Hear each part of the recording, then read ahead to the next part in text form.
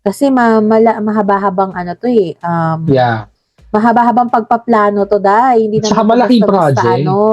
Oo, malaking project siya. Imagine, 4,000 hectares. So, it means parang buong probinsya na Baites. Parang ganun Parang yung ganun atake. nga. Oo, oo, oo. 'Diba? So, tas Tarlac na naman. Eh, 'di ba dun si ano, sino yung spy natin dyan? Si Alice Go. Spy ng China. Oh.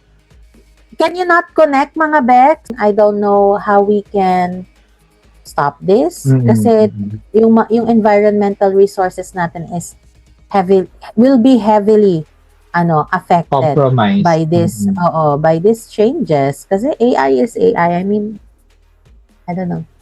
Hayaan mo lang ibang bansa magaganyan. Huwag na nating idamay mo sa sarili natin. We cannot handle this. We cannot even handle a war.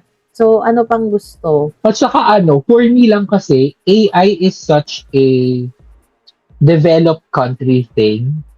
Yeah, it's for developed country. What about us? Para We're not even makisali ang developed. isang developing, alam mo yun, parang, at saka for crying out loud, ilang taon na tayong developing. My God, ilang dekada na tayo.